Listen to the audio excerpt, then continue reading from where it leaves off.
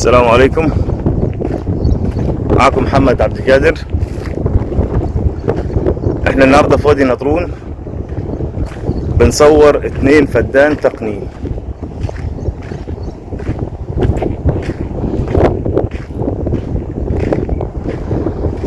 فيها ميه وكهرباء مشتركه، كهرباء 3 فاز.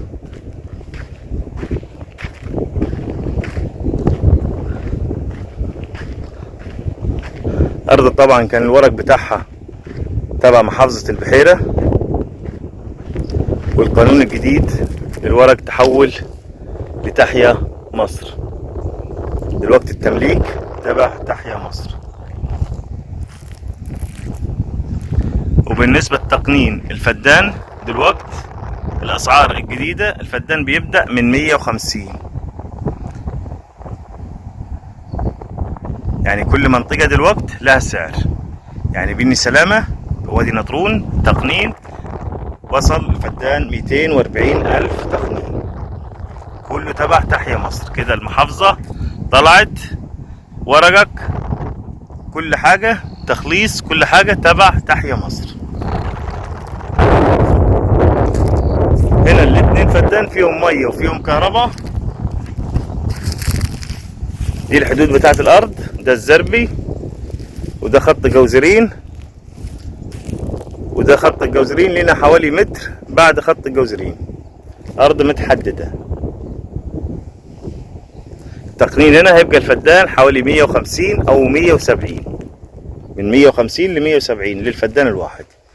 مطلوب في ال2 فدان 650,000، يعتبر سعر فدان.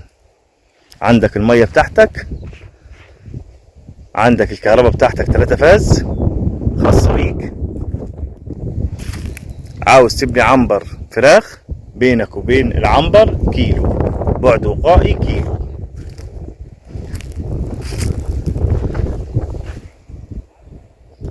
يا ريت تدعمونا باللايكات، واللي مشترك في القناة يشترك، اشتراك مش اجباري. واحنا كنا منزلين اراضي تقنين الايام اللي فاتت دي، وكنا بنتكلم في 60 و70 الف. لا دلوقت الارض اللي احنا كنا منزلينها من خلال حوالي 10 او 15 يوم، التقنين نزل ليها واقفة على الدفع 150,000 للفدان. برضو عشان الناس كلها تبقى عارفة، دلوقت 70 و80 والكلام ده كله اتلغى. اسعار بتبدأ من 150,000، برضو عشان الناس تبقى عارفة الوضع ماشي ازاي. يعني هتتقنن هنا حوالي 300,000 او 340,000 على 4 سنين. 7 سنين برضو خلاص كده على 4 سنين. يا ريت تدعمونا باللايكات، واللي مشترك في القناة يشترك، اشتراك مش اجباري. واي سؤال عاوز تسأل عليه كلمنا في اي وقت، تحت امرك. ارض عندنا او عند غيرنا، وربنا يوفق الجميع ان شاء الله. دول 2 فدان، موقع بتاعهم محترم، خدماتك جنبك، الناس كلها زرعة عايشة بأسرها. يعني حضرتك لو عاوز تعيش بأسرة، الناس هنا كلها عايشة بأسرها، تزرع كل حاجة. الأرض اللي في الحد زارع سمسم.